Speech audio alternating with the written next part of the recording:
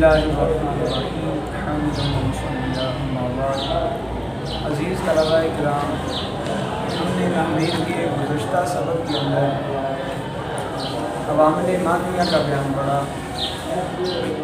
اس سبق میں ہم خاتمہ کے آغاز کا آغاز کریں گے۔ ان ابحاث میں سے پہلی بات جو ہے وہ توابع کے بیان میں ہے۔ توابع یہ تابع کی جمع ہے اور تعریف کی فرمائی تابع وہ دوسرا لفظ ہے جس پر وہی اعراب آتا ہو جو اس سے پہلے لفظ پر آیا ہے اور اس اعراب کی جہت بھی ایک ہی ہو، یعنی اگر پہلے لفظ پر فاعلیت کی وجہ سے رفع آیا ہے تو دوسرے پر بھی رفع آئے گا، اگر پہلے پر مفعولیت کی وجہ سے نصب آ رہا ہے تو دوسرے پر بھی نصب آئے گا، اور اگر پہلے پر اضافت کی وجہ سے یا حرف جر کی وجہ سے جر آیا ہے تو دوسرے پر بھی جر ہی آئے گا۔ یاد رہے کہ اس میں جو پہلا لفظ ہے اس کو مطبوع کہتے ہیں اور دوسرے لفظ کو تابع کہتے ہیں، اور اس کا حکم یہی بیان فرمایا کہ یہ تابع جو ہوتا ہے اعراب کے معاملے میں مطبوع کے موافق ہوتا ہے۔ اس کی آگے 5 قسمیں بیان کی ہیں: صفت، تاکید، بدل، عطف بالحروف اور عطف بیان، یہ 5 اقسام ہیں۔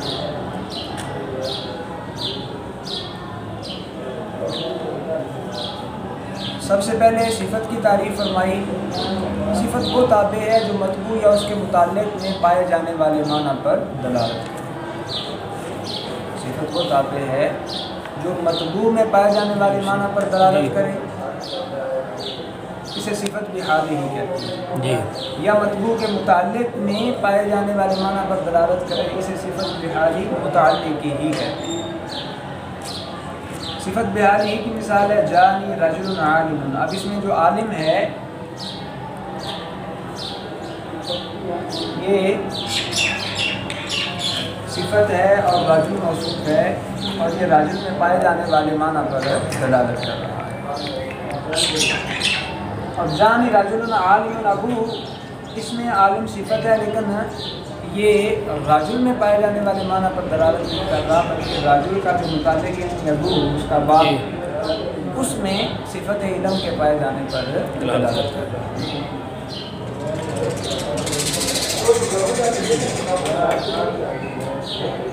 چونکہ بات یہی ہوئی کہ تابع وہی ہوتا ہے جو اس کا حکم بیان کیا کہ جو اعراب میں مطبوع کے موافق ہوتا ہے،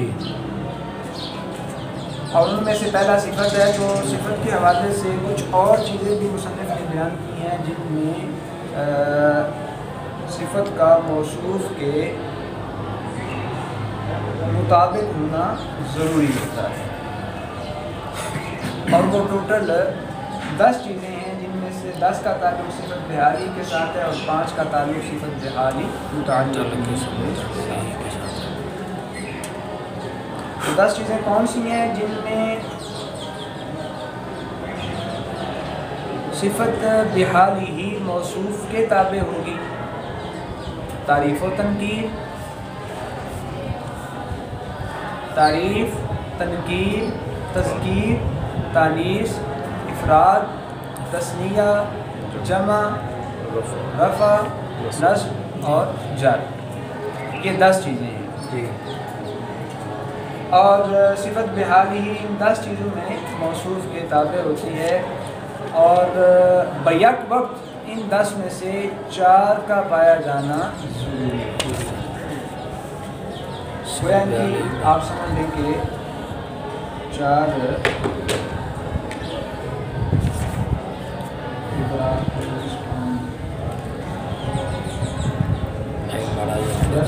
کون سی ہیں؟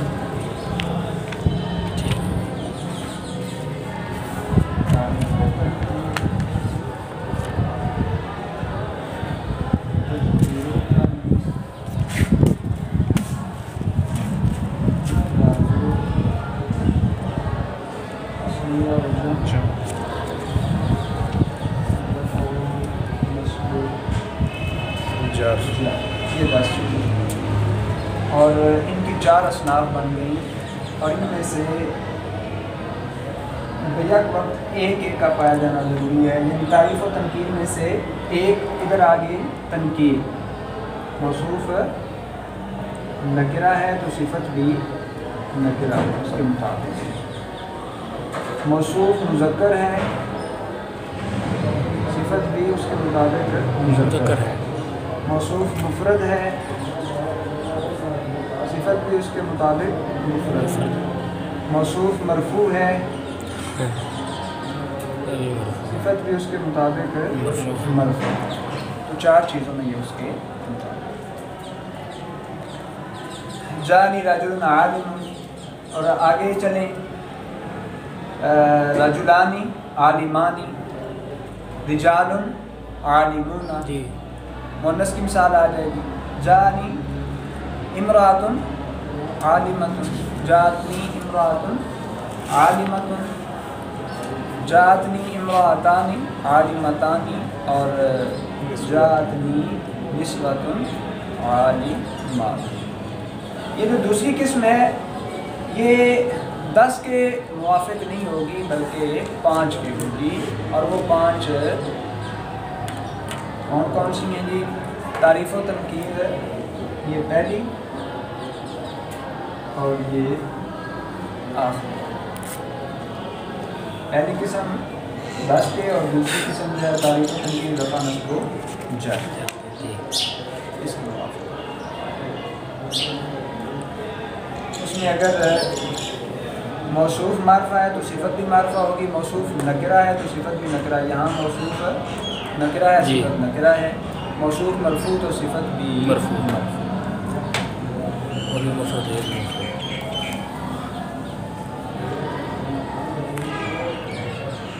آگے یہ بیان فرمایا اتنا بیان کرنے کے بعد کہ توابع میں جو صفت ہے اس کی 2 قسمیں ہیں بحالی ہی اور بحالی متعلق ہی. بحالی ہی 10 میں سے بیک وقت 4 چیزوں کے اندر موصوف کے موافق ہوگی اور بحالی متعلق ہی 10 میں سے 10 نہیں بلکہ ان میں سے 5 ہیں اور 5 میں سے بیک وقت 2 ہوں گی. اور وہ کون کون سی ہوں گی؟ یہاں تنکیر ہے تو تنکیر ہوگی اور یہاں مرفوع ہے تو مرفوع ہوگی. بس آگے یہ بیان فرمایا بعض اوقات ایسا بھی ہوتا ہے کہ نکرہ کی صفت جو ہے وہ جملہ خبریہ میں آتی ہے. موصوف نکرہ ہو تو اس کی صفت کیا ہوگی؟ جملہ خبریہ. چاہے جملہ اسمیہ خبریہ ہو چاہے جملہ فعلیہ خبریہ. تو آپ صفت کی تقسیم یہ بھی کر سکتے ہیں.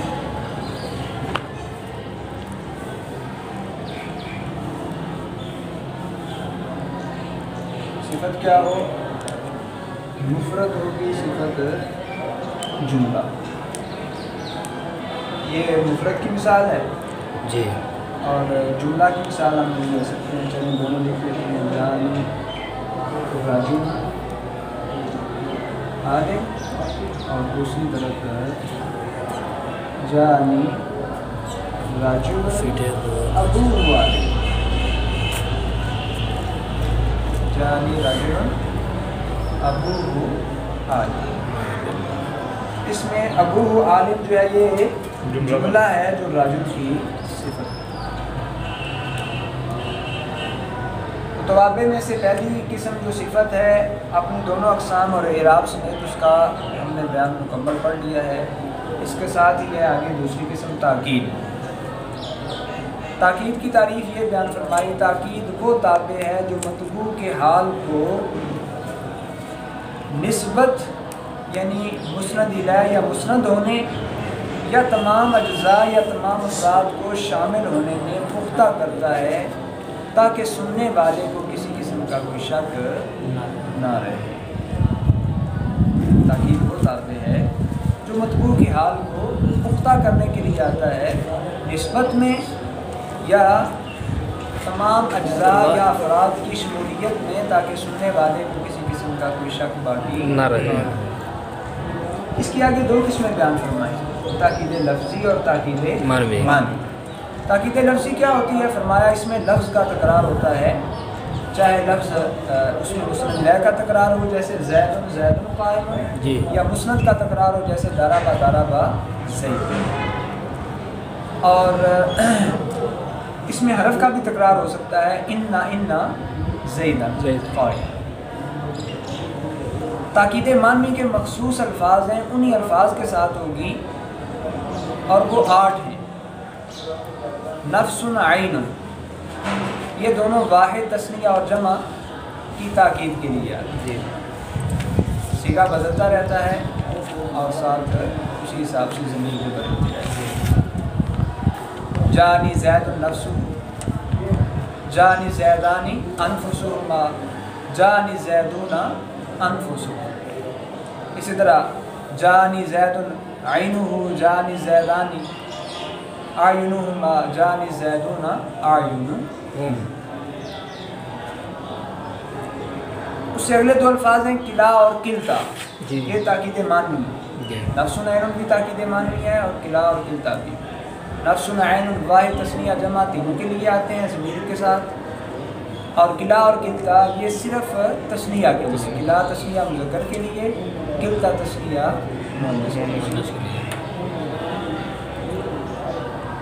جانی زیدانی کلاہما، اور اسی طرح جات للہندانی کلتاہما۔ اس کے بعد ہے جی کل اجمع اقطع اور ابطع اور ابصع، کل اجمع اقطع ابطع اور ابصع، یہ 5 ہیں۔ اچھا جی، یہ 5 جو ہیں یعنی کل اجمع وقتا وقتا اور ابصع، یہ تثنیہ کے علاوہ کے لیے آتے ہیں، یعنی اس میں واحد بھی ہوتا ہے اور پھر جمع، تثنیہ کے لیے یہ نہیں ہے۔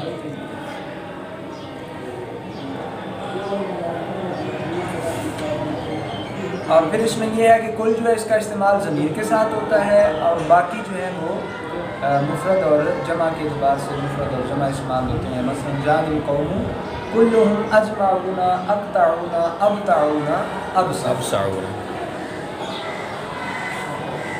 لیکن ان سب کے استعمال کے حوالے سے ایک بات یاد رہے کہ اقطع، ابطع، ابصع یہ تینوں جو ہیں اجمع کے تابع ہیں، استعمال کے اعتبار سے یہ تینوں اجمع کے تابع ہیں۔ تابع ہونے کا مطلب یہ ہے کہ اجمع کے بغیر یہ نہیں آ سکتے۔ دوسری بات یہ تابع ہونے کا یہ بھی مطلب ہے کہ یہ اجمع سے پہلے بھی نہیں آ سکتے، نہ اجمع کے بغیر آئیں گے نہ اجمع سے پہلے آئیں گے، بلکہ یہ اجمع کے بعد آئیں گے، اور اجمع مذکور ہوگا تو پھر اس طرح تاکید کی بھی 2 قسمیں ہوئی، جس طرح صفت کی ہم نے 2 قسمیں پڑھی تھی، تاکید لفظی اور تاکید معنوی۔ لفظی جو ہے لفظ کے تکرار کے ساتھ ہوتی ہے، اس میں اسم فعل حرف کے تکرار کے ساتھ آتی ہے، جبکہ معنوی کے 8 مخصوص الفاظ ہیں، جن میں سے پہلے 2 جو ہیں واحد تثنیہ جمع تینوں کے لیے آتے ہیں، کلا کلتا یہ مذکر و مؤنث کے فرق کے ساتھ ایک ہی لفظ ہے، یہ صرف تثنیہ کے لیے آتا ہے، جبکہ کل اجمع وقتا وقتا اور ابصع یہ 5 جو ہیں واحد اور جمع کے لیے آتے ہیں، تثنیہ کے لیے نہیں آتے۔ اس کے بعد توابع کی آگے تیسری قسم ہے بدل۔ بدل وہ تابع ہے کہ جس چیز کی نسبت مطبوع کی طرف کی گئی ہو، اس نسبت سے دراصل وہ خود ہی مقصود ہو، یعنی جس چیز کی نسبت مطبوع کی طرف کی گئی ہے وہ چیز خود مقصود ہوتی ہے، مطبوع مقصود نہیں ہوتا۔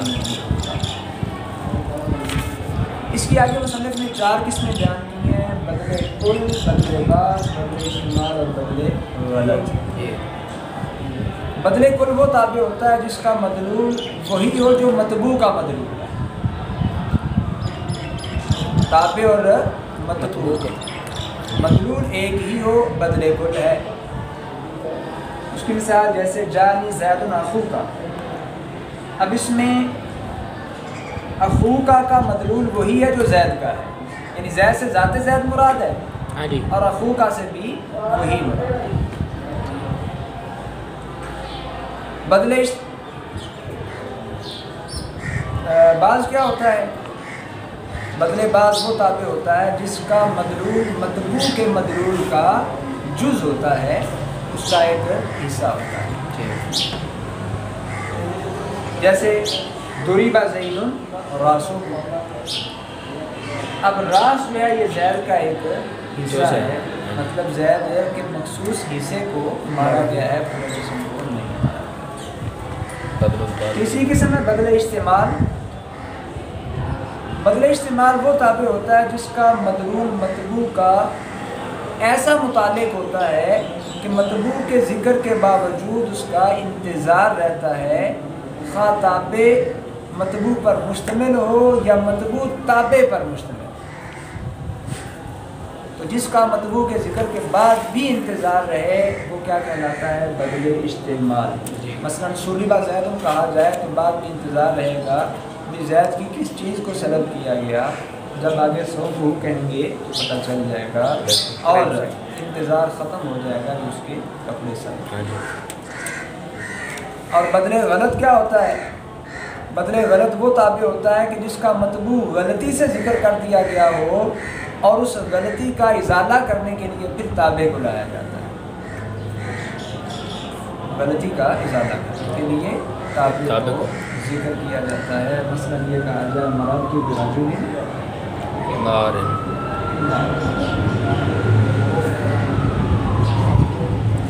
تو یہ بدل غلط ہے جو یہ بیان کر رہا ہے کہ راجل کا ذکر جو ہے وہ غلطی سے ہو گیا تھا، اصل میں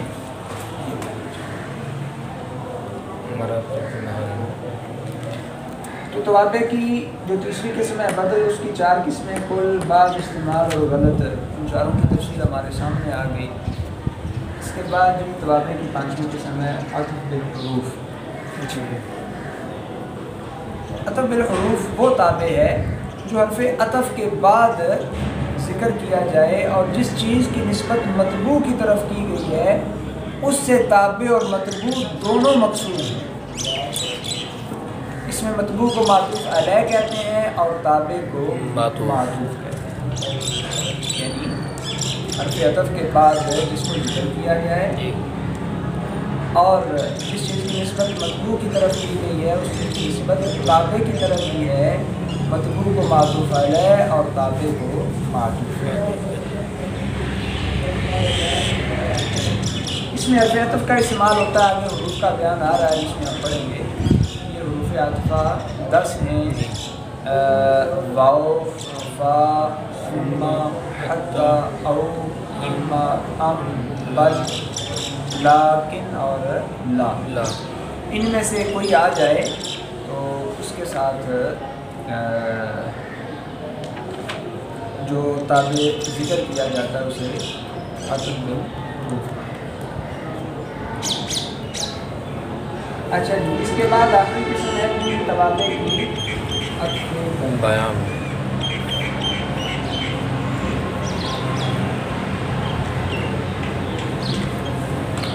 عطف بیان،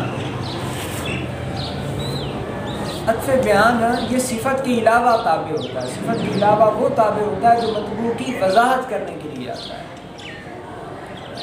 عطف بیان صفت کے علاوہ، صفت نہ ہو تو صفت میں چلا جائے گا، صفت کے علاوہ وہ تابع جو مطبوع کو واضح کرے، اس کی وضاحت کر دے، اس کو عطف بیان کہا ہے۔ جیسے کوئی کہے اقسم باللہ ابو حفص، اور ابو حفص کے بعد عمر کو لائے، عمر جو ہے یہ ابو حفص کے لیے کیا ہوگا؟ عطف بیان ہوگا۔ اگر کوئی دنیا سے واقف نہیں تو عمر جو ہے وہ آ کر کیا کرے گا؟ اس چیز کی وضاحت کر دے گا کہ یہ حضرت صلی اللہ کی ضروریت ہے اور یہ اس چیز کی وضاحت کر رہا ہے، تو عمر اس میں عطف بیان بن جائے گا، اس کی ذات کو بیان کرنا ہے۔